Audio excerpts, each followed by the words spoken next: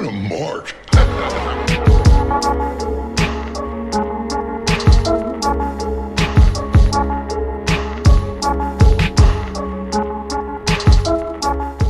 Hello, everyone. Welcome to the Accidental Wrestling Fan. We've got quite the roster of talent here today on this episode. We've got the great Joey Lino. You can say hi, Lino. Uh-oh. Good evening, guys. Sorry about that. I was muted for a sec. That's on me. How's everyone doing? Good, man. Just happy to be talking about wrestling with some of my amigos. We got a lot to talk about today. Sean, it's been a while since we've had you on. How you doing, man? Doing great. Finally not having to work on a Thursday evening. It's quite liberating. Yeah, the old shoot job always getting in the way. I've been getting my ass kicked by work all week this week, so I understand completely. This is my shoot job. This is number one in the depth chart for me. Well, thank you. I appreciate that. Making this, I guess, instead of QB1, PB1 or PC1, something like that. We're not releasing him like Albert Pujols. Oh, you guys talking about baseball? Who? Yeah, talking about baseball earlier between us. Well, I have not been following that much baseball this year. I knew that there was like a big, like jacked African dude or Caribbean dude or something that played for the Tigers, and he was like just jacking the cover off the ball, but I hadn't heard about him in a while, so I don't know what happened to him. That team's a dumpster fire anyway, so. It was so hard sitting there for a live game. I mean, I enjoyed it because I was like, finally a live baseball game after over a year, but man, watching the Tigers play is so depressing. Tigers suck, man. We've got a special guest. Kaz, of course, is with us. Kaz is the man that made this special guest happen, so we got to give our boy Kaz a shout out for his PR and managerial skills. Oh, well, thank you very much. Thank you. I appreciate that.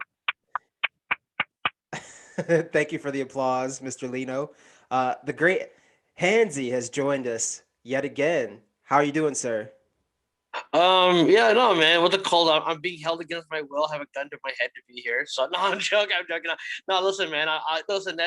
Kaz reached out to me, and I was like, normally on Thursdays, I reserve Thursdays to catch up on music releases from the last week or so, and normally I start that like late. But for some reason, I actually like woke up at a decent time today, so I actually got that out of the way, and I was like, yeah, I guess I have time. So then I was like afraid I wasn't gonna be able to make it, but I'm glad I came, man. I enjoy shooting the shit with you guys, man.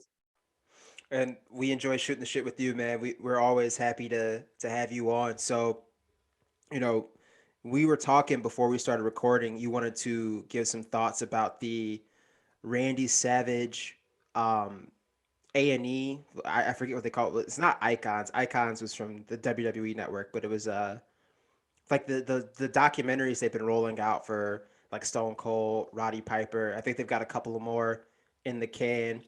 But I saw you tweeting about this, some of your thoughts about this documentary, and a lot of people felt like it did a disservice to Randy Savage. So, the floor is yours to talk about the Randy Savage A&E documentary. Well, gentlemen, listen. When a wrestling documentary prominently, it actually went over some of the pre-WWF stuff. Okay, cool. When the rest of it is like scattered and you're focusing more on his feud with Bubba the Love Sponge in some Florida fucking shit that nobody fucking knew about, just to like talk about how he and Hogan had, conflict, and Hogan telling his bullshit story and basically trying to portray Macho Man as the most the crazy. I'm not saying he isn't fucking crazy. Everyone in that business is crazy, but it's just a bunch of crazy people who are doing the interviews, giving a perspective on a dead man when he can't. Like his wife wasn't there. They brought Gorgeous George back to kind of talk about like the drug issues. That was compelling.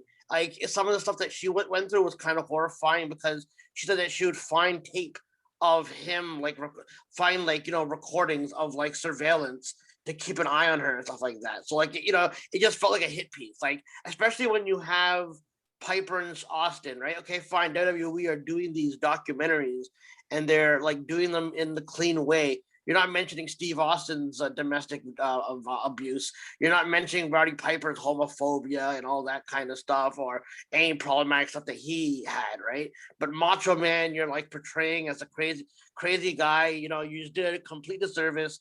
They didn't really focus on like, they went around like there's like they made it seem like WCW was nothing basically, when like him and Ric Flair basically did good business for the live event. They didn't even focus on that, and then somehow it turned into a Lex Luger documentary, because then it focused on Lex Luger's like the dealings with Elizabeth. I guess it related, but it just turned into a Lex Luger documentary. So like that's kind of where I was at it. You know what I mean? So I don't know what your guys' thoughts are from what I just said.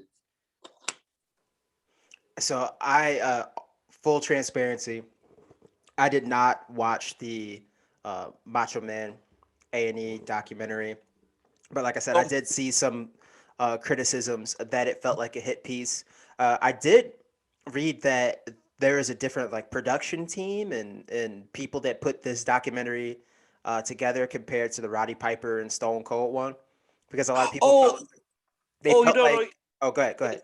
No, I was gonna say, yeah, I think people are under the assumption that this has only been one producer or director or whatever, but it's a bunch of different directors for each one. I think, if I'm not mistaken, because again, like there was criticism of it, and I saw Billy Corbin, not Corgan, Corbin, the guy who did the 30 for he's infamous for the 30 for 30s he's done, whatever, or like the documentaries about cocaine cowboys and all that kind of stuff. He was the one that replied to Sam. What's that guy's? The Sam from like the Opie and Anthony show that's on WWE Network. He was replying to Editing Bro. So I don't know if he was behind this one. But he took offense to what like Sam Roberts was saying on Twitter about like the how it was portrayed and all that kind of stuff. And then Conrad was the person who I saw was the most vocal, who had like a following, was like Conrad Thompson, who thought it was kind of bullshit. Yeah, I saw Conrad as well, given criticisms of that documentary and how it, like you said, it felt like a hit piece. It felt like it wasn't fair to Randy because, like you said, it didn't touch on the previous documentaries didn't touch on the things that Roddy Piper had went through, the things that Stone Cold had done, as far as like domestic abuse, drinking problems, that sort of thing. So, I would say, just from outside perspective, someone who hadn't watched it yet, it definitely sounds like it was a little unfair to Randy Savage, especially because WWE had already done a documentary that was incredibly positive about Randy.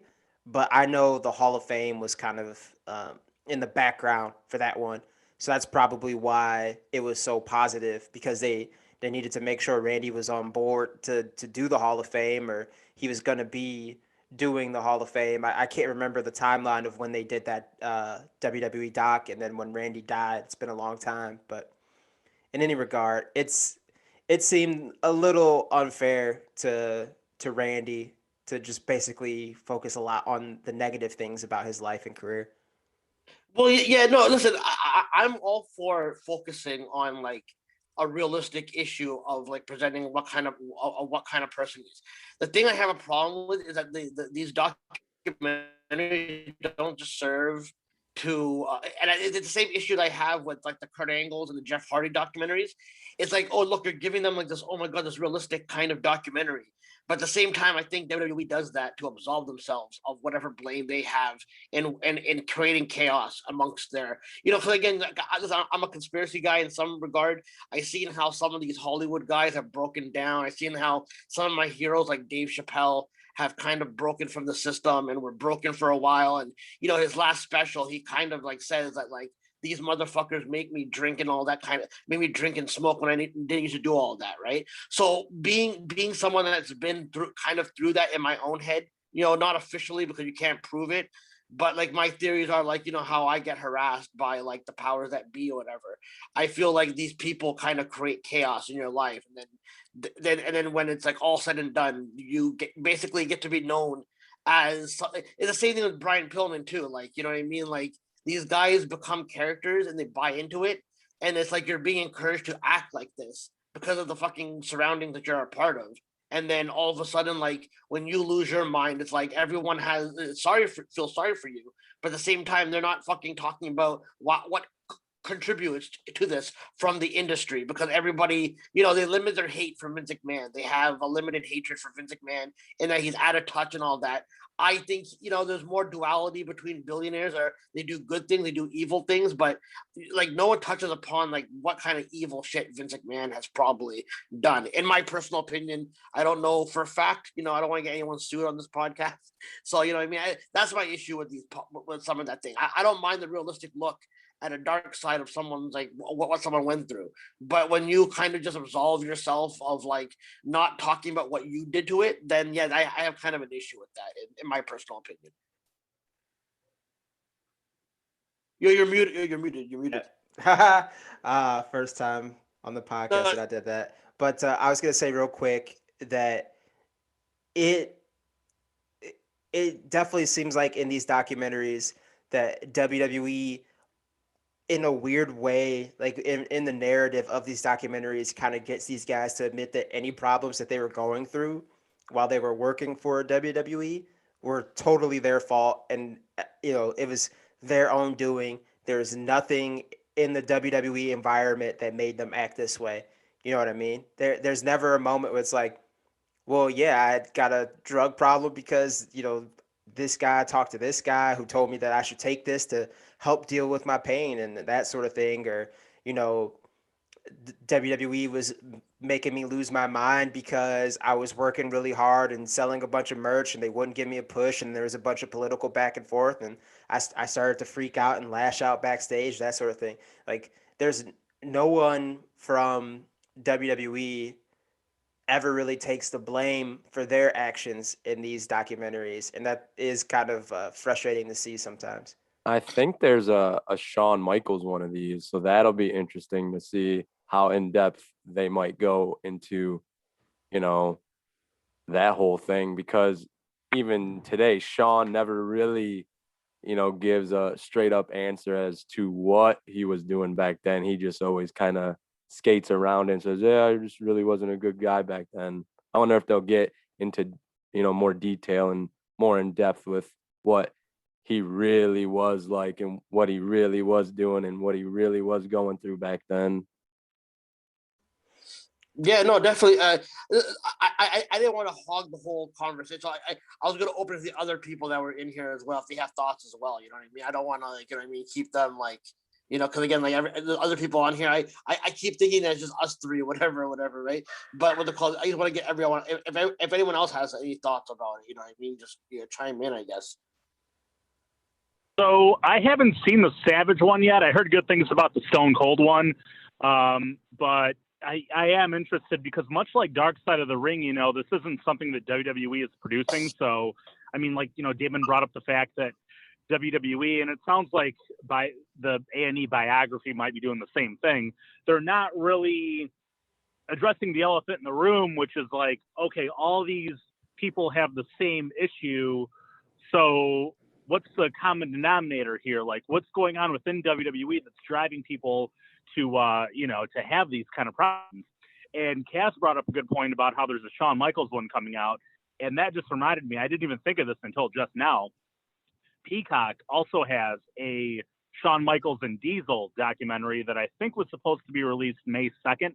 I haven't seen that yet, but with the timing of it all, I'm really interested to compare, this WWE documentary on Shawn Michaels versus the one that A&E is going to have. I mean, I'm sure WWE is going to have some input on the A&E one, but it'll be interesting to, see how those two match up with each other. Sean, do you have any thoughts, Sean, or no?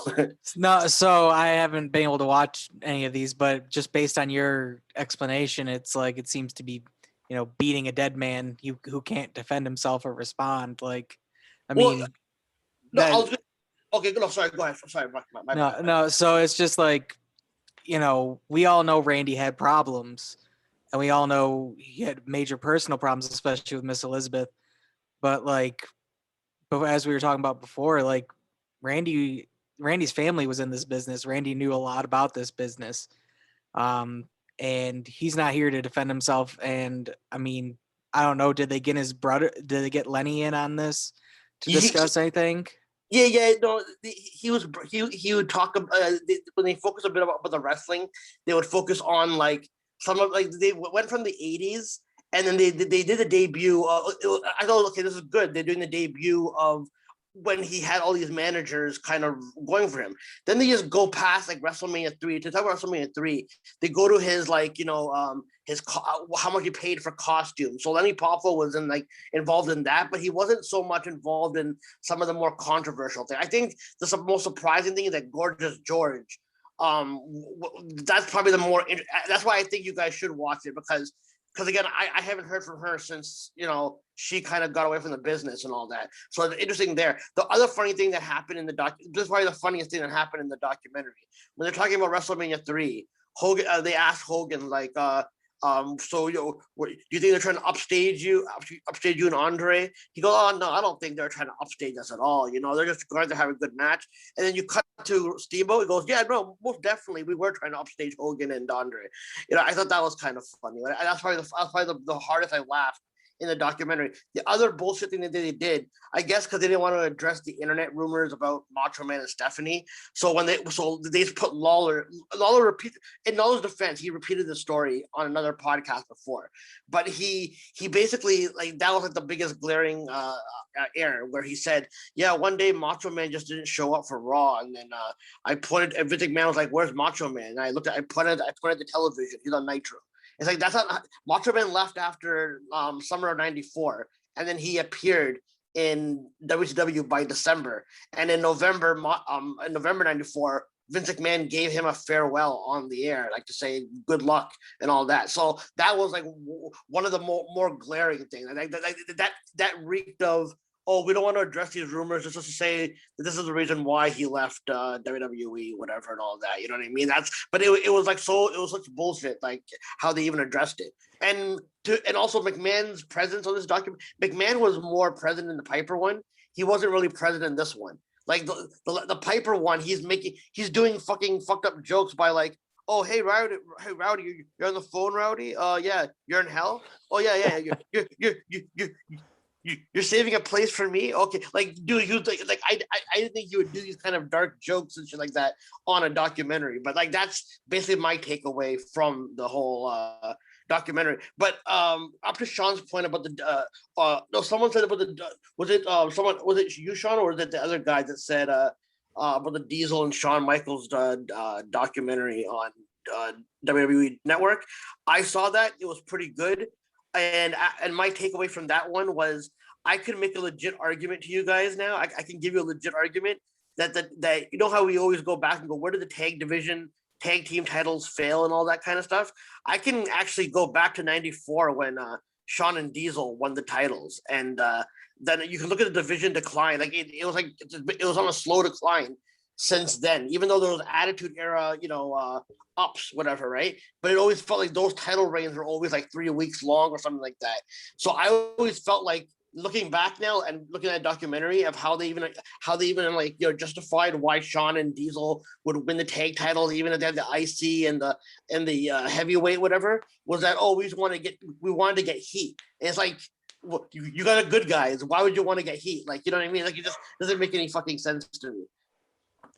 Yeah. I remember seeing you tweet about that, actually, about them saying that they wanted to get heat, and I think both guys were just turned face, or Shawn had just turned face, and they were the dudes with attitudes, and they had all the belts. Why would you want heat if you're good guys, especially Shawn, who had just turned into a good guy, and they were trying to push towards being the champion? That wouldn't make any sense. That's just a weird reasoning Well, no. See, the second title that they won when they won that, at least they got stripped of it the next night. I thought the one before they were tag titles holders before when they beat the Head Shrinkers '94, and the reason why they lost it was when Diesel turned a good guy, and Oh then yeah. Shawn Michaels goes, "Oh, I'm done with this title," and he throws on the ground or whatever. But now looking back, and then you see then later on in the tag division, it becomes like a very like '96 was only like 14, like Body Donnas, New Rockers, Godwins, and who else was there? Who else? New Rockers, Godwin, Body Donna, and Smoking Guns. Yeah. Yeah.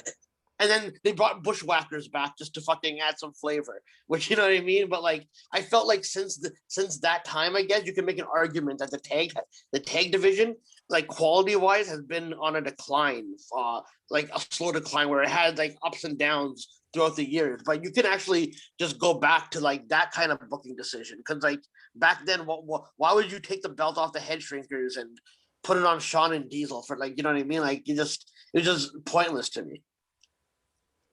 Yeah, I completely forgot about their first tag title run when they were both bad guys. I Yeah, completely forgot about that one. And the, yeah, the only reason why I remember it is because like that was like a pivotal moment of when Diesel turned a good guy. You know what I mean? Like it was such a big moment. Like I believe it or not, I actually liked Diesel like Nash when he was the bodyguard.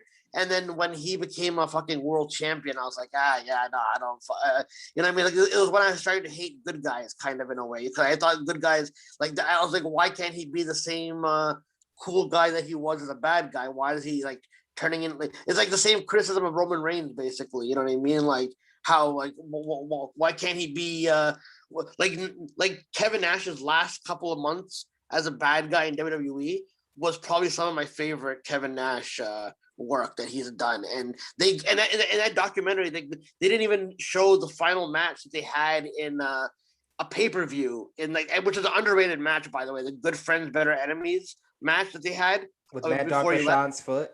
Yeah, exactly. Yeah. But so they just went right to the Madison Square, the house show where he beat him in a cage match where they broke the curtain call type shit, whatever. They went straight to that instead of but I still like looking back on that, you know what I mean? Because I just thought that that was a really good storyline actually, like how it all kind of how they built Diesel up, you know what I mean? Like I always felt like that was like a really underrated storyline back then, in my personal opinion. Yeah. I find some of Nash's early, I shouldn't say early career, but like early '90s stuff in WWF to be somewhat underrated. And it's also weird to think that Kevin Nash was only in WWF the first go around for like 2.5 years. Yeah, yeah, no, man. That's But the super cool, weird. but yeah, but listen, I gotta apologize for taking the whole. I know we were on limited time and all that, so I'm sorry for wasting the time on the whole documentary. I think the whole point was to come and talk about AEW blood and guts. If whatever you want to go with, but I apologize for derailing the podcast in a whole other direction, man. No, dude, you're good. We derail this podcast every single week. There have been times where we've planned to talk about one very specific topic, and then the thing that we're dicking around and talking about at the beginning of the show, we talk about it for like an hour and a half because that's just the way our brains are operated. But I do want to get into this blood and guts thing because it has been very divisive among internet wrestling fans. I feel like, at least in terms of the ending. And then I feel like it's been very divisive amongst my friends that watch wrestling because I have friends that thought the match was fantastic, but the Jericho falling off the cage looked really bad. And then I have a friend who is in this recording who thought the match was kind of a mess to begin with. So, Kaz, I want you to give us your thoughts on the match of Blood and Guts, like how you think it played out, Yeah. how you thought that fall looked. Take it from Well, there. first off, I want to say I'm not a fan of the War Games match type at all. I don't like it. I think it's a clusterfuck of a match. It's chaos. It's too much to focus on. I just don't like it, and I don't like it in AEW. I don't like it in NXT. I don't like it in WCW. I never liked it. This one was, the same way. Just a clusterfuck of a match. It's hard to, follow it. And another thing is I had just gotten done watching Shingo versus Ospreay, and then I got to watch this fucking match. But yeah, there was a couple botches in the match that were pretty bad and noticeable. Sammy trying to do like a jump off of the rope, like a springboard, and he totally just ate shit. There was a Wardlow, Jake Hager spot that was really bad. He was going up for like something on his shoulders, and he like fucked it up, and that was all a mess. I do applaud the blood. Blood always FTR, gets applause. FTR, they shine the brightest in this match. They were the ones that kind of took it old school, I guess. Dude, Jericho looked gassed before he even got in the fucking ring. I think he's half drunk nowadays when he's on television.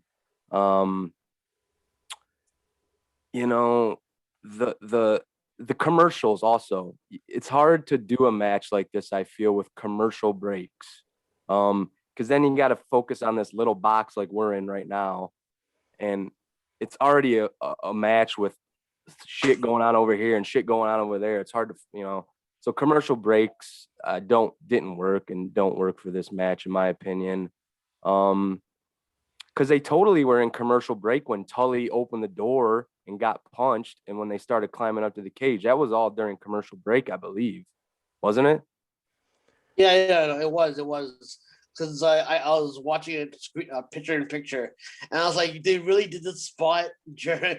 they really did a pivotal fucking spot during a fucking commercial. This is why I was saying same for the pay-per-view, but then knowing the ending, knowing the ending, I wouldn't have wanted. If I paid $50 for that ending, I probably would have been really pissed off.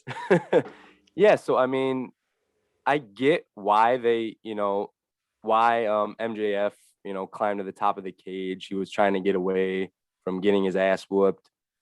I get it. I still think, getting out of the cage and doing a spot outside of it is kind of corny, but whatever. So him and Jericho go to the top of the cage. Jericho puts on a shitty Walls of Jericho. MJF counters it with like a Fujiwara armbar. I don't even know if that's like in his repertoire. Does he like pull that out a lot, or that's his finish. Oh, is it? Yeah, the salt of the earth. It shows you how much I watch fucking AEW. So whatever, it gets to the point. We all know someone's getting thrown off the fucking cage, right? And you can see that they've built a crash pad, which is fine because WWE has done the same thing throughout the years and whatever. My problem is with it is the way they filmed it was just, straight to the point, seeing Jericho just take a flat back bump onto what I said, a fucking Tempur-Pedic mattress. It was so bad how they filmed it. Like, someone had tweeted something about when Taker chokeslammed Triple H at WrestleMania 17, how the camera cut away. You didn't see it happen, but you knew something happened, and the crowd reaction was, and I get it, there's not really a crowd there, but still, the way there was a crowd. There was a crowd there. Yeah, they had more people there than normal, I think, because Florida is the fucking Wild West right now. So yeah, I know. Yeah, and the crash pad itself, the imitation like steel grating they had on it that looked like it was straight out of fucking Halloween USA all came apart. You can see that there was a big fluffy pad under it, and it's like it was yet again AEW dropping the ball on a big spot. You go back to the explosion angle, which was a complete dud, and now this, and in the back of my head, I'm thinking, like, are they doing this intentionally? Like, how did they not learn from the explosion?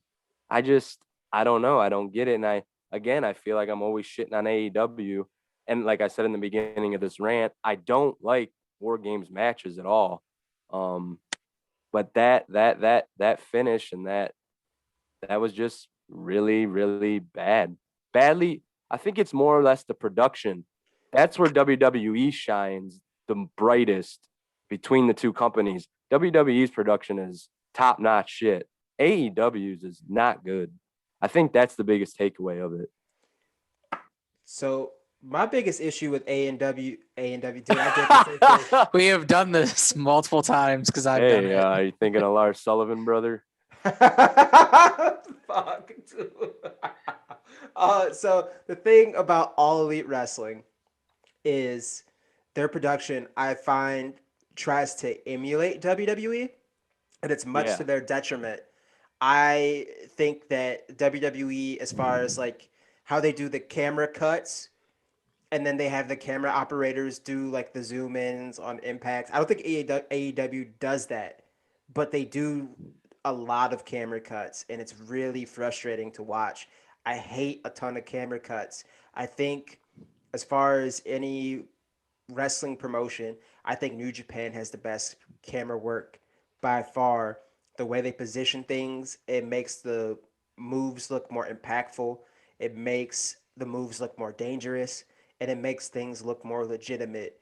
I think sometimes when you do all those camera cuts and you try to hide the impact of things or try to make things look more devastating than they really are, it makes it look kind of hokey because sometimes the camera will cut and the guy's going for a super click kick or a flying knee and you realize that they're missing by like a foot, stuff like that. It's very frustrating to see. I feel like AEW did not have that kind of camera work when they first started. I thought they had more of a New Japan style camera work. Maybe they decided that they needed to change. I'm not sure. But in any regard, there is no excuse when they were rehearsing that stunt, because I'm assuming they rehearsed it because it's a giant crash pad. You could easily have Jericho fall off of that into the crash pad, not get hurt. They do that shit in stunt work all the time on movie sets. You have to rehearse that sort of thing just for safety measures. I feel like they when they were probably blocking the camera angles and blocking the shot for that, they should have said, "Hey, we should just hold the wide shot of Max pushing him off and just hold that shot. Don't show him actually go through the thing. Maybe show the aftermath for a couple of seconds, but under no circumstances should you do a super fucking tight like aerial shot of Jericho going through what appears to be air mattress and some dry fit t-shirts. It just looks fucking stupid. It looks really bad. It looks really hokey, and it takes the air out of the whole entire finish. Because I think the finish was great. I thought the finish was awesome, where the bad guy looks like a genius because he got the better of the faces, but in kind of an underhanded sort of way, but still somewhat fair in the rules of the match. And the faces don't look like total geeks because it's like that's dude's our friend. Like we're not gonna let him just get killed. So of course, yeah, we'd give up the match to save our friend. And then Max still tried to kill him anyway because he's an asshole. I thought that finish was great, but I feel like the production undermining the talent yet again. I think that hurts Max a little bit. I feel like it takes what I think is a really brilliant and dastardly underhanded heel move. I think it kind of undermined it a little bit, and that is frustrating to see because I feel like MJF is a guy who should be a top heel and should be one of the top guys in AEW, and now he's just kind of associated with this dorky finish where Chris Jericho falls into a mattress. And it sucks that that sort of thing kind of happened again in a big match. I can listen. I'm not the one thing that I do like about what AEW does is that even when there is something that fucks up, they at least bring it up in storyline in a sense that like, and I'm not saying it justifies it, but I could see like I've been saying that you know like because I think AEW is kind of thinking long term, right? Like, you know what I mean? They're supposed to be the company that's thinking long term. I think they present some of these things that are problems that are going to be fixed.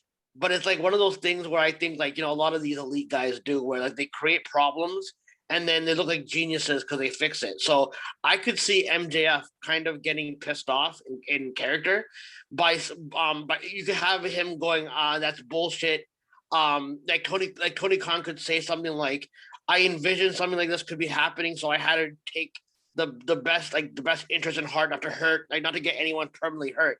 And you could have like MJF kind of getting pissed off that you took his moment from him because he wanted Jericho to actually just fucking die or something like that. You know what I mean? There's ways you can go about it. You know what I mean? To kind of just like I give AEW credit, like when remember when the Dark Order in one episode in 2019, I think it was the last episode of 2019, they came and attacked the Elite, and then the footage was leaked out that you saw the guy not even punching Dustin Rhodes. So then a couple of weeks later, the Dark Order confronted that guy who showed weakness, and they kicked him out of the group or something like that. So they do kind of like at least try to fix the situation, while like I think WWE will be like, yeah, we're WWE, so our endings or whatever. You know what I mean? Like, and again, you can't really compete with WWE's production. You know what I mean? Like that, like when they do some good production shit.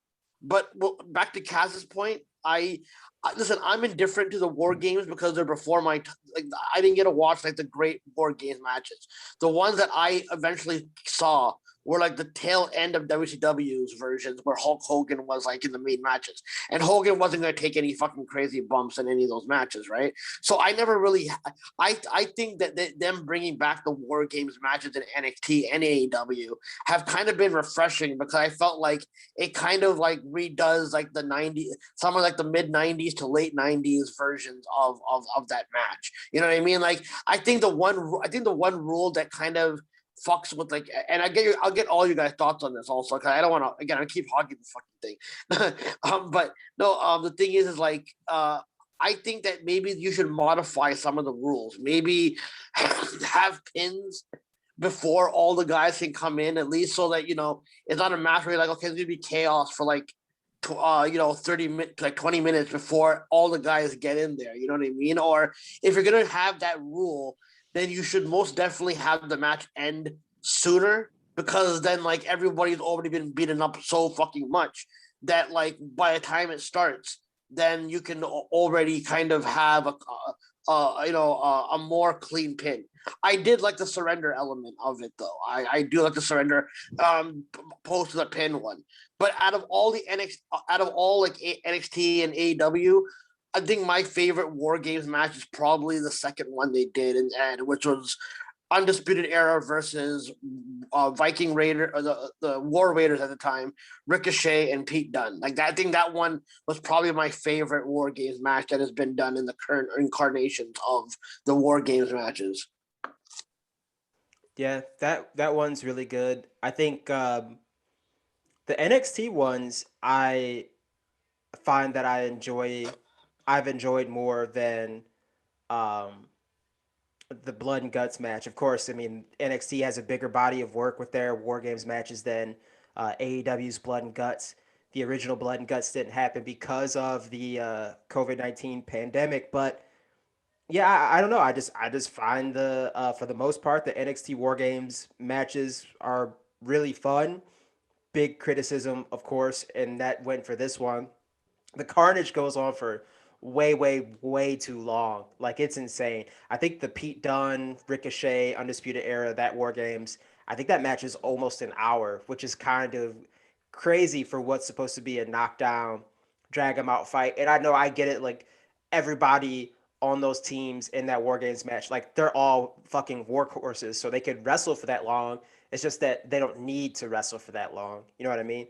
Like I find that is a big problem, not only in this match type, but a lot in pro wrestling. Is sometimes things go on for too long. I'm like, okay, like let's wrap this up. Like I got to the point where they're like fucking pulling up the mat last night and doing spike pile drivers on the exposed like wood in the ring.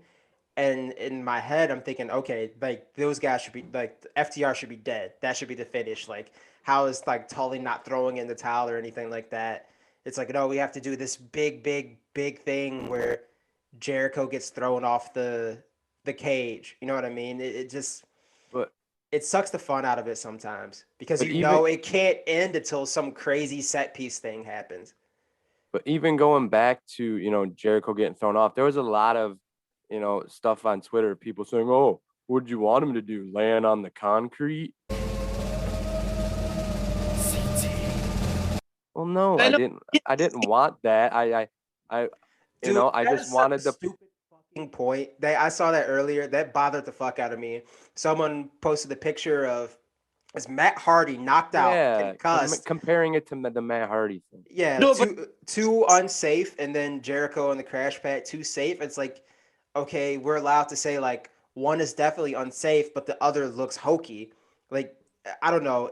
Just going back to that stunt work analogy is like people have died doing stunts, and yes, they're absolutely unsafe. But if you're watching a movie and you see a stunt that looks really fucking fake and hokey, you're like, oh my god, that looks stupid. That doesn't make you an asshole. And like, well, this guy died doing this stunt for like Mad Max 2 in 1983, and then this shitty Tom Cruise stunt for Mission Impossible 18 looks hokey. Like that type of comparison is very yeah, weird to me. we don't know. See, no, I agree with you guys on that one, but then on the opposite, like so, like the pro AEW shows will be like, "Oh, what did you want to do? Land on that." But then the very obnoxious pro WWE shows are like, "Oh, how about this bump by a 54-year-old McMahon taking a bump?" And you're like, dude, like on Reddit, right? And I'm like, dude, you're presenting a fucking a clip of McMahon doing a bump off a cage where he actually said that he broke his tailbone. So you're not doing yourself any favors by pointing out that that Vince McMahon at 54 took a more dangerous bump than a 50-year-old Jericho. You know what I mean? So on both ends, it gets really, really annoying and toxic. And then like a lot of and a lot of these guys in the media, right? Like a lot like Brian, like I'll say it straight up, Brian Alvarez and all these guys. Like a lot, like, and again, I'm not gonna generalize all media because again, I'm cool with like some people who are media and all that. You know what I mean? Like there's good people doing good work and all that, whatever. But Brian Alvarez, a guy who's trained his audience to be the snarkiest people on the fucking planet from like years and again, like people want to argue that, oh well, he's just a guy in the media who has a dude, you have a platform. There's a good chance that like you can't have the good with the bad. If you're going to be someone that's influential, you have to also take responsibility that you may have kind of caused a lot more cynicism in the wrestling fandom, and that's as well as WWE, because WWE also trained its fans to hate WCW and call out WCW for its bullshit booking and all that. So like I feel like a lot of these wrestlers and a lot of these people who have like a beneficial thing for this stuff in the media, they also feel the fucking wars even more, and then the wrestlers get to play like, oh listen guys, there's no war going on, but it's like, dude, you all these super fans and all these stands, there's something to them. Like there's like some employment, some quid pro quo going on, whatever, where it's getting really, really. I can't imagine somebody spending their life being a Sasha stan and going around like, anytime Sasha's mentioned to kind of go on a cancellation spree. You know what I mean? Like there's obviously some type of toxic thing there that the wrestlers themselves have to, in my personal opinion, take some responsibility for. Yeah, pro wrestling fans can get kind of carried away when it comes to feeling like they need to defend, whether it's a brand they love. Obviously, I love wrestling. I wouldn't be doing this podcast if I didn't. But yeah, sometimes it is kind of weird when it's like someone is like so gung ho for being pro one brand versus the other. I think to me that's it's a little weird. First of all, I think it's weird to ever like be gung ho and be over the top of fan and back something that's run by a billionaire. That's like crazy Exactly. weird to me. Too, That's super weird to me. especially two billionaires who are not really the most like, again, like if you look into, I'm not trying to like air out Tony Khan, but like, his dad's Shad Khan, he owned a Detroit plant, you know what I mean? Like, and like there's some fucked up things that happened with like I don't know, some environmental shit that happened because of the plant that like fucked up like, people's lives from like whatever, right? Like I'm just saying, I never knew that. Well, no, I mean, no, it's on record, but like that's like one of the things that WWE shows will point out when the AEW shows point out that WWE is backed by, like, you know what I mean? Like the end of the day, they're both fucking billionaires. You know what I mean? We shouldn't be riding this much for billionaires. You know what I mean? Like, just because we've been like, listen, AEW for the most part has kind of delivered on having a new product, but it hasn't like. But the thing is, like, you also have to call out some of the bullshit. Like if you're gonna call WWE's fake woke shit that they do, then like Tony Khan and Cody Rhodes and Brandy, they branded themselves as like the woke company as well, and they also have like problematic stuff that's associated with just anything to do with billionaires, essentially. You know what I mean? Like, I'm not saying they do all evil things. Like, I'm sure there's duality in mixed into this type of shit where they'll do good shit and they'll do bad shit. It just it just like what I mean, and they're the guys that are in charge that are giving you the opportunity. So it's kind of like you have to co-opt one ideology over another, you know what I mean? So it's kind of weird for people to be like really this gung-ho about unless they're getting some type of beneficial treatment out of this, you know what I mean? Because that's the only thing I can think of. Maybe some Bitcoin, maybe. I don't know, man. But like, listen, I want to get Sean and the other. I keep getting the other guy's name because he doesn't have a name on his thing, whatever. I want to get their thoughts on some of this stuff because I think I've been hogging the conversation way too much. And Sean's just sitting there all like nice and all that, like just kind of like, when do I get to come in? So like, I'll let Sean and the other guy talk, whatever. Sorry about that. Listen, man, I normally talk over a lot of people, so I'll admit to that.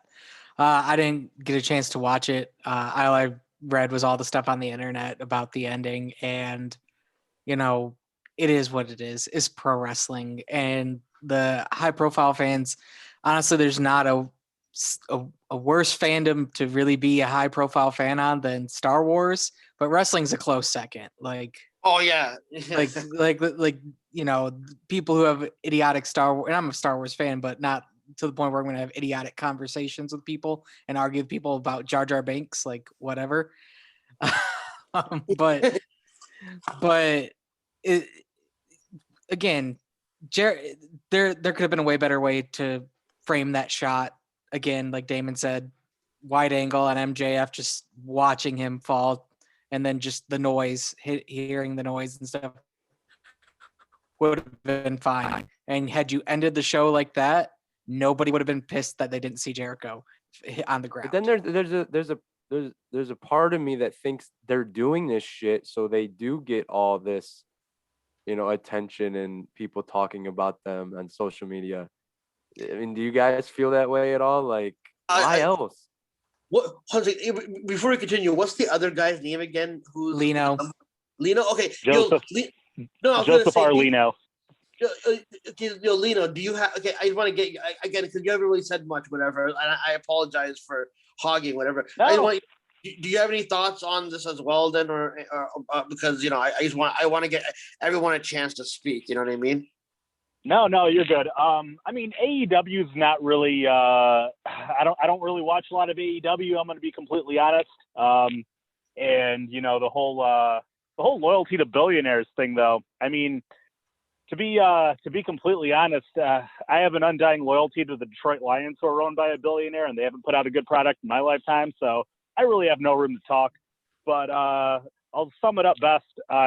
Speaking with I guess you could call him a TAWF alum, Travis. He's been on the show a lot. And he told me this morning that he compared AEW to WCW 2000. So that's all I'm really going to say about that. But, I'm hopeful that things get better. I'll say this. Yeah, no. The reason why, okay, listen, there's elements of old school WCW, and there's the way that I would compare it to being like WCW 2000 is that they have way too much going on. Like every match turns into a brawl. Like there's like 8 million, and they don't give you a chance to actually like just breathe. Like they just one after another. It's like there's too much. You know what I mean? But it's not like a complete like Russo type of bullshit. You know what I mean? Where in WCW there's like 80 angles filmed in 1 minute.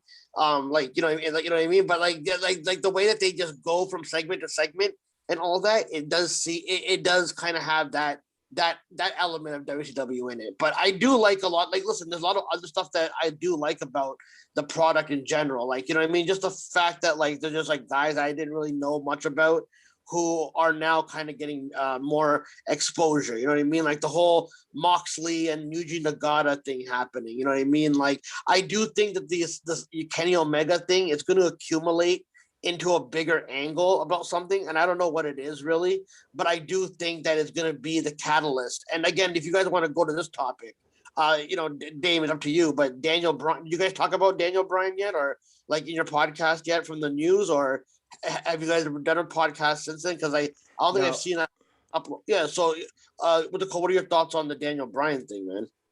So the Daniel Bryan. That's funny. We were gonna bring that up. Yeah. Yeah, it's actually the next topic. Yeah, it's the next topic. Great segue. Yeah. I should be a producer. No, I'm joking. Yeah, take my job, man. The Daniel Bryan thing, I'm not gonna get my hopes up too much. As much as I would love to see Daniel Bryan mixing it up with some of the guys out there in the world of wrestling. I think maybe if his contract expired a couple years ago, or things worked out where his contract was up when he was a little younger, I think he probably would have took another stab at a run elsewhere, because there are some matches out there, man, that is just absolute dream matches, at least for a guy like me. Him versus Naito is on my list. That's a good match. I was gonna say Bryan versus like Zack Sabre Jr., Jonathan Gresham, Jay Lethal, because Bryan and Jay Lethal have not wrestled each other since I think maybe Jay Lethal was in like Special K, like early 2000s ROH. They've never matched up when Jay Lethal was at a high level that he's at right now. So I think that's a match that I would really love to see before it went by the boards. There's just so many guys, man, that Bryan I think would really put on clinics with. Of course, say what you will about Kenny Omega, but I think that would still be a good match. And then Pac, of course. And then I think there's even comedy guys that he could have good matches with. I know people might get pissed if I say Orange Cassidy is a comedy guy, but I mean one of his big spots is putting his hands in his pants and slowly kicking people in the shin. So even then, I feel like they would have a fantastic match. And I think they have tangled before when Orange Cassidy was Fire Ant in Chikara. But there are so many matches for Bryan out there that I think he could really have one more great run and really tear it up with a lot of the guys all around ROH, AEW, the Indies, that sort of thing. But with his wife's relationship with WWE, and I've heard rumblings of the Bellas making another comeback. I feel like Bryan might find himself kind of just hanging around in the WWE loop. Maybe he'll do some matches here and there in like NXT, or some special attraction type matches.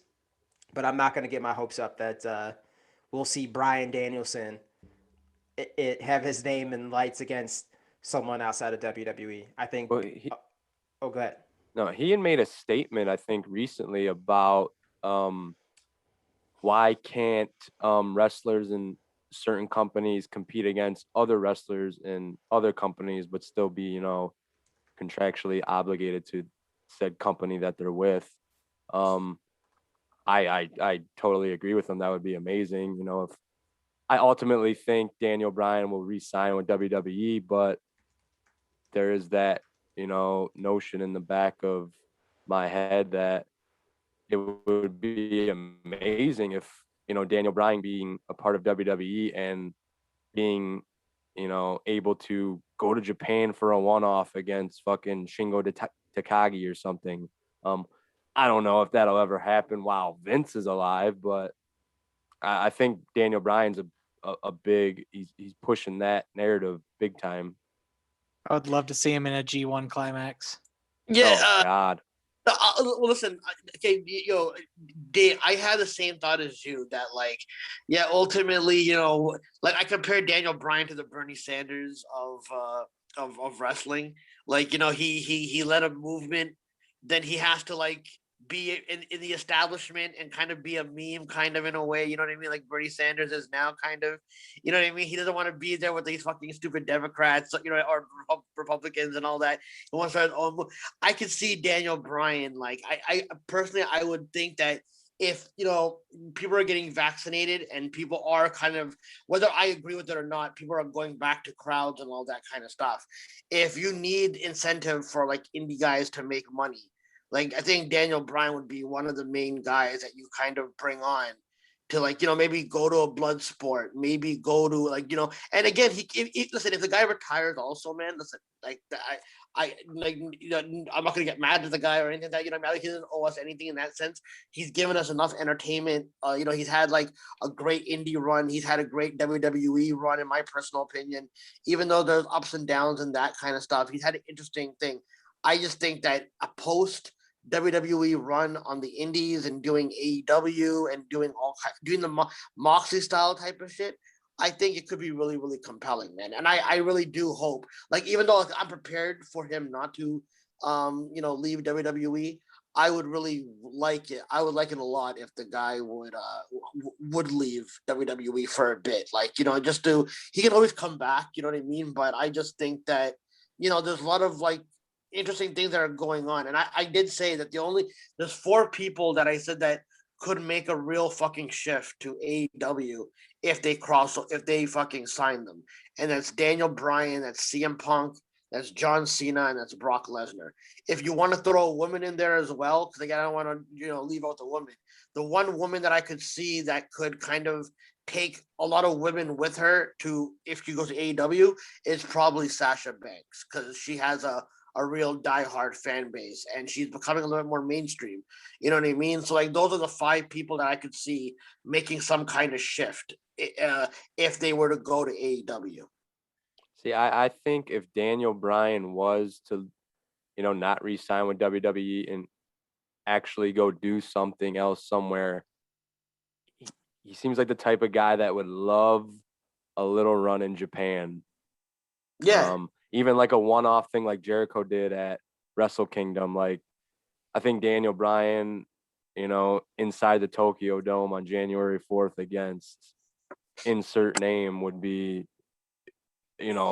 bigger than the Jericho thing. It would be, huge. As a fan, that would be amazing. Daniel Bryan versus Ibushi? Oh my God. Yeah, that would be dope. See, that's about to pull my dick out right now. And but there's so many. There's so many in Japan. It's crazy. That's what I'm trying to say. I know, like, listen, I know that we're talking about tribal fan bases and all that. There is a tribal fan base of WWE that is gonna turn on Daniel Bryan if he leaves, and you know what I mean. It's gonna get really ugly online about that. It's gonna be weird seeing people being anti Daniel Bryan. But like, listen, man, if for the good of wrestling, I would love it. Listen, again, the chance he could stay. I thought that he was gonna just go to NXT to finish his contract up. You know what I mean? I thought maybe he would want like, matches with Gargano, Cole, Kyle O'Reilly, Finn Balor, Dunn, Kushida, Thatcher, Ciampa, Walter. I need to see a Walter versus Daniel Bryan fucking match. You know what I mean? Getting hot and heavy over here, boys. Oh. Yeah, even an NXT run would be awesome. It'll be a sin if we never get Walter and Daniel Bryan. I'm saying that right now. What's that? I said it'll be a sin if we never get Daniel Bryan versus Walter. Yeah, exactly.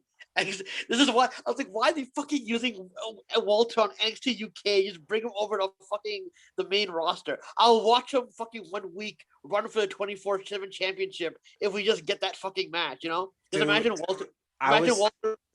Imagine Walter running for the 24/7 championship for no fucking reason. Him just chopping people in a row, one after the other. I need Brian Pete Dunne and Brian Walter before I die. Yeah, man. So I was gonna ask you guys real quick because while we're on the topic of Walter, whatever you want to call him, when Roman and Bryan had that really good match on SmackDown last Friday, I believe it was. Yeah. I was thinking to myself, man, a Roman Reigns and Walter match would be out of control because those are 2 guys within WWE right now, like just within the WWE ecosystem that are just operating at a different plane of existence than everybody else. Like as far as like total packages of just like presence, matches, like the way they carry themselves, they got to be in like the top 5. And if they never ever like have like any sort of prolonged in-ring interaction, I feel like that's a major disservice to anyone that watches that product weekly. Do you think Walter right now is the best wrestler in the world? He's got a case. Yeah, He has he a really case. does. I think the only thing that demotes, the only thing that fucking takes away is that he's on a brand that no one's really paying super close attention to. But then when they bring him into NXT, it's the main NXT, then it's like a bigger deal. But that's probably the only reason why he's able to keep that title for so long. If this was on the main roster, they would have like already had him he would be Keith Lee essentially. You know what I mean? Like changing everything about him. And by the way, I don't know what's going on with Keith Lee. He's kind of left vague tweets over here and there. I don't know if it's something to do with COVID or if is it a concussion issue and WWE is not letting him kind of come back. But he keeps making it seem like he has a lot to talk about.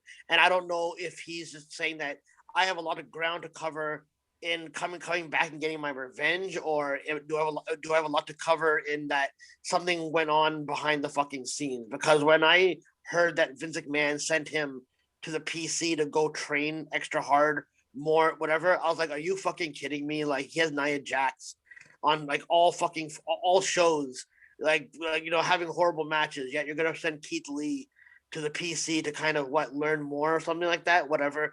But like, I guess I'm again because we're talking about Walter because him and Keith Lee were in that Survivor Series match, and while Keith Lee looked really good in that match, Walter was like gone in that Survivor Series match really quickly, and I was always pissed off about that because I thought there was no real confrontation between him and Roman in that match, and I thought like they missed the boat on like having Walter actually do something of importance at Survivor Series. So I just want to say really quickly, I think, and this is just a rumor that I had kind of read, Walter doesn't really like multi-man matches like that because that match was pretty chaotic. It was like a 15-man elimination tag or some shit with the three Yeah. brands. Yep. He's not a big fan of multi-man matches, allegedly, what the rumor mill was saying. So he asked let's let me do my thing, but get me out of the match quick because I don't want to be in a match like that. So the rumor was that he requested to go in, do his shit, and then just get taken out, so he didn't have to do the match. Basically, How old is he, by the way? 33, 34. Oh, Not he's that old. young still. Yeah. I say prime time right now. I mean, I think it's Keith Lee. I think is a special situation. He got COVID right before the Rumble. I mean, the rumors were is that he was going to win the Rumble, and they had to switch it to Edge last minute because Keith Lee couldn't be in the Rumble. So we would be talking about a way different run up to WrestleMania if Keith Lee didn't get COVID. I would say probably, if he ended up with some of these long-term effects that some of these guys get from COVID, Vince McMahon sending him to the PC is probably just to get him back in shape. I mean, No. The PC thing was before the COVID thing happened. That was like one of I think it was like within in like October or like November when that happened. It wasn't like he was sent down there permanently. It's like go do extra reps at the PC. That the PC. I think I just brought that up because he's been gone, but I was going over his whole type of like whatever run he was kind of going at because I don't know because again he's like a guy that tweets vague, so I didn't know if it's COVID related or because again like some people think that it's the whole Samoa Joe thing, that the reason why he left or like the reason why he got released is because they didn't want to let him wrestle again. You know what I mean? So it feels like the same thing happened to Daniel Bryan too, where they didn't think that he should wrestle when he got independent doctors their opinions, and it just I think there's some people that feel like WWE doesn't want certain people like they that have hardcore fan bases to kind of like be at the top where they just kind of keep them at commentary level, but you still have them because you're like, oh, cool, I'll watch because Samoa Joe's still around. You know what I mean? But sometimes when you don't fit in WWE's plans, I think they try to like kind of sidestep you while they let like other people come in and do their thing. well, that's definitely true. I mean, but you also got to think of it this way. Keith Lee's kind of, after when he got COVID, was kind of the worst time because it's kind of listless until SummerSlam. we got Money in the Bank coming up, but really, August, your SummerSlam time is kind of the biggest time for a lot of guys to make some comebacks if they were out earlier in the year or they missed WrestleMania. So I think we could see Keith Lee around that time come back. As far as WWE also releasing wrestlers like Samoa Joe and the Daniel Bryan situation, I mean, we still got to remember that this is a company who does have to get their own insurance. And especially in COVID right now, when they're running a leaner budget, any increase to any type of cost is going to essentially double on them. So Samoa Joe, who's constantly getting injured or, could possibly face another concussion where, this ends up on WWE. WWE has to weigh the pros and cons of it. Do I think the release sucks? Yes. Do I think Samoa Joe had a lot more to give? Yes. But if their reasoning is financially backed by like an insurance agency or something like that, that's saying, hey, we really don't want to cover him anymore, or you guys are going to have to pay us more money to cover anything that might happen to him in the ring, then yeah, WWE in these lean times right now of what they're experiencing is going to have to deal with that. No, I get what you're That's saying. been talked about. That was why. It's more towards Samoa Joe's like injury history. It was more towards his release. Sean using his real world expertise to try to bring some logic to the decision of getting rid of Samoa Joe. But I will say that our time is up. Our minute 5 is up. But if you guys want, we can do 5 more minutes, and then we can wrap it up. Let's go with For the 5 sure. more minutes. Encore.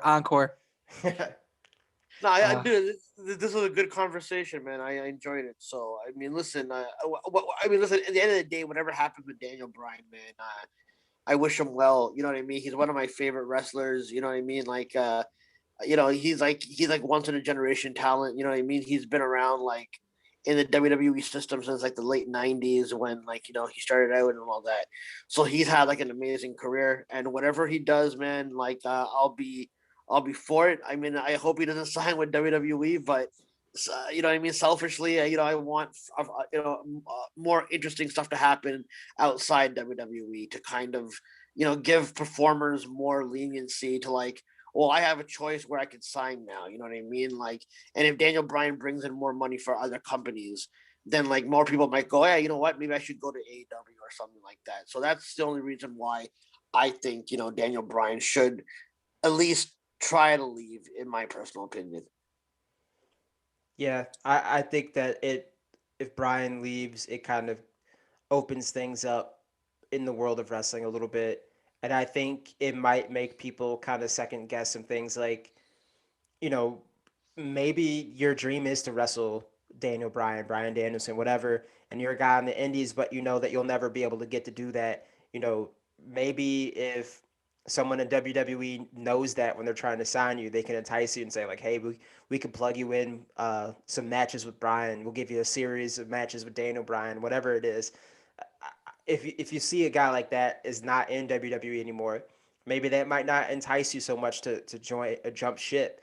If some of the guys that you want to work with are deciding to finish out their contracts and kind of go back out onto the indies or work other places, you might say, you know what, maybe there is some future here for me outside of WWE. Maybe I don't need WWE to really make my mark in the world of pro wrestling. But we'll see what happens. If I'm a betting man, I would bet on him re-signing with WWE.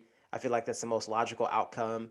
Maybe on a either a short-term deal or maybe some sort of limited capacity type deal like an Undertaker or I'm trying to think Brock Lesnar, maybe that type of deal. We'll see. Well, listen. If Double or Nothing is having a full fan base back, right? What better way to risk your health and get COVID while yelling "Final Countdown," right? Yeah. Yes. Yeah, man. I fully believe too that the UFC running full what do I want to say, full capacity down at the ViStar Arena in Jacksonville.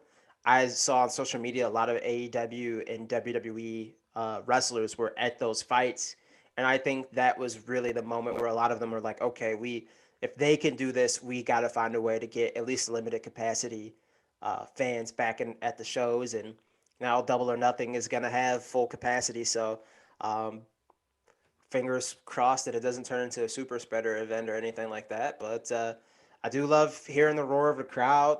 Hearing the crowds have been nice again the last few weeks. So hopefully things keep trending upward where full capacity events can become a more regular thing. Hopefully, I was just gonna say that like the UFC fight where like all the fans were booing all like the minorities, huh? Dude, Oh, the Chinese fighters, yeah.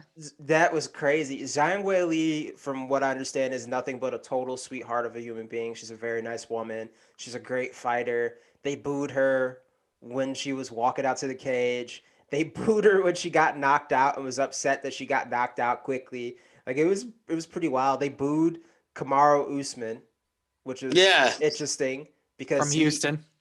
who also has fought in Florida, was a long time Sanford MMA and Black Zillions guy down in Florida. I remember someone was saying, "Well, it's because Masvidal is like the hometown guy." He's from Miami. They're in Jacksonville. That's like me cheering for someone from fucking Cleveland, like or Cincinnati. I mean, I would cheer from someone from Cincinnati because I have roots there, but in any regard, I'm not gonna cheer from someone just because they're like 5 hours away from where I live. We have fucking nothing in common except that we're both from the United States. It's just a weird thing. It's like the Bret Hart and Canada thing. yeah, He, yeah. As a Canadian, I never understood. He's like, if it's Calgary, I understand like that's sacred, whatever. It was in Montreal, man. If I'm not from Montreal, I don't understand that whole. I hate that whole Montreal screw job talk, man. That's like the one thing that I wish we put to bed forever. Well, you know what I mean? I think it's been abused abused way too much, and too many other companies have done that screw job angle, and WWE's even done it again over and over again. It's like, dude, just give it a rest now. You know what I mean? We're half a it's generation removed from getting rid of it, so well, I just want to say real quick, thank you so much, guys, for jumping on here and enjoying this conversation with me about blood and guts and Chris Jericho doing the Hans Gruber fall. Yeah. Let's see what else. plug your tees, homie. Plug your tees. Yes, thank you. Thank you. I almost forgot. TEE.pub/LIC/DDT shirts. That's all lowercase. We've got some great designs there. Got our Detroit wrestling designs with all kinds of different color patterns. And then, of course, the fantastic Kevin Nash basketball camp shirt. Check that out, Cass. Thank you so much for giving me the idea for that design. And we got some, Welcome. thank you. We got some other things coming down the way. I actually am trying to tweak DDT shirts logo right now. Still some tweaks coming to it, but yeah, I've been enjoying stepping up my t-shirt game. Uh, full disclosure, thinking about getting to the hat game. If you if you got a Yeah. yeah, if you got a plug on hats, just at a decent prices, let me know, man. I'm trying to get my shit out there as much as possible. Can I get the Kaz outro from last week's TJP on a t-shirt? Sure, I can make that happen. it just if you're gonna if you're trying to get into the sneakers game, just don't go to the Young Bucks for any advice. They're fucking knockoff Dior's. Dude, I'm not a shoe guy. Like, I don't really, you know what I mean. Like my shoes are outdated, whatever, and all that. Like I don't really give a fuck about shoes. But like that was kind of ridiculous. You know what I mean? Like if you're gonna live that lavish lifestyle and show it off and stuff like that, you know what I mean. That's why I don't get involved in sneaker Twitter. You know what I mean? Like it's a fucking hellhole. Everything that's like material, like everybody like if you don't post the right food properly, what kind of shit is that? Like you know what I mean? Everyone just goes nuts about like literally every single thing that happens. Everyone like there's like a whole controversy about As someone who just finally sold a pair of sneakers on the internet, that shit sucks. it. I don't ever want to deal with that again. You know what I recently got into before we sign off here? I just got into buying and selling stocks. I actually bought some stock in Ford, a couple of random medical Sheep. companies. Yeah, You getting some stonks? some stocks. Yeah, I actually, fun fact, I bought some stock in Omnicorp. So I I think have that that as well. so I think that technically makes me Joey Leno's boss. Yeah, I guess. I mean, That's a long story behind that one. Don't get me wrong. They let me go and I own stock in them too. So, I mean, apparently I'm somebody's boss there. That's right. Oh, and then I don't know what's going on. This is over my head. I also bought stock in the UFC's parent company, Endeavor, so I could tell Dana White to suck my dick on a conference call. Did you buy the Doge coin? Are you on the Doge? I looked at it. I thought about it. I said, "Fuck that." Don't do it. Yeah. God, it's pissing me off right now. But I didn't know the UFC's parent company was public. Yeah, they listed went public last week. Yep, Endeavor. Oh, So. no shit. That's news to me. Yeah. Don't worry, The Rock will make XFL public soon enough, and then you can buy into the XFL. I'm buying all the shares of that one. My ultimate goal is to make enough money on these other stocks, offload them, buy stock in WWE, so I can become the fucking majority shareholder of WWE and make all the decisions. And fucking, I'm gonna turn WWE into like a UWF shoot league and do all this really dumb shit. It's gonna be light tubes and death matches. We're gonna only be aired on fucking the Spice Channel, like all kinds of dumb shit. Like, TV. well, technically, we all of us do run WWE because McMahon said that in 2019 we're the general managers. Remember, like the power is all in our hands. Remember that? Right. You know, It's all our fault. As long as you give me another Brawl for All, I'm fine. Yeah, the Brawl for All. That's fucking. That was classic right there. But Brawl for All was interesting. Fucking experiment to say the least. It was an interesting experiment, much like my stock market endeavors, fucking day trading over here. But Cameron Grimes, man. Day trader titty. That's right. I wanna be shoot rich like Cameron Grimes. That's my ultimate goal. But and get one up by $1 Million Man in every instance. Someone called it a one-sided blood feud with Ted DiBiase, and I lost my shit when I read that. Dude, that's actually been one of my. I mean, I know we didn't get touched on NXT. I just gotta say straight out that even though I've been critical, I think on your show even I've been critical of the whole Johnny Gargano shit. I actually thought that there'd be Dexter Lumis shenanigans in the main event. I'm actually glad that it was just a clean fucking match of hardcore shit, and it ended up being like a great fucking. This week's NXT was probably their best show since moving to Tuesdays. I actually only really saw the main event from NXT. I didn't watch the whole episode, but I gotta say Candice LeRae is a in-ring general. Like, she is probably one of the most underrated workers in the entire company. Maybe even one of the most underrated workers in the entire industry, man or woman. That's high I place her. She's been in this like story, like, you know what I mean. I'm not being crazy. I think it's harmed her more than anybody. The storyline, like this whole comedy thing, whatever. But like, I think like, you know, it was a right move. But you said you didn't watch NXT. I think you should go and watch the Swerve and Leon Ruff match, because now they gave Swerve a new stable with that Ashanti Adonis guy. There's a girl named Brianna Brady, and I don't know if you guys watched the WWE Treasures after the A&E documentaries. They've actually been, you know, those that's actually a lot. Those shows have been a lot better than the documentaries, because they're going to find stuff that they need in their collection. But it's always funny because these guys don't want to give it up, and then whatever wrestler they're with, the guy. And so the reason why I'm mentioning this, because the guy who hosts it, he's in Isaiah Swerve Squad stable. He's the one that did he's like the big guy that did the fucking finishing move on Leon Ruff at the end. But this show actually goes around. They go to collectors and they try to fucking give cheap prices to get the thing back. And then the wrestler, depending on who it is this week, has to like call Triple H and say, yeah, they're not really into it, whatever. And then like Mick Foley would be like, yo, I promised the guy that he can get a tour of the warehouse if he gave the Mankind shirt for a reasonable price, whatever. And then Triple H is all getting all mad at Mick Foley. He's like, you can't just bring people to the warehouse. Like, dude, I saved your career. Like, you know what I mean? Like do me this favor. Like I'm doing you a favor by going out and collecting the fucking stuff. But it's a really interesting show actually. But the thing is, it goes into the person who's like artifacts you're looking for. They go into their career and kind of summarize what the feud was and why this material is important. And I actually think it comes across like a second documentary on those A&E nights. So if you guys haven't checked those out, those are actually a pretty fun watch, actually. You're muted again, Dave.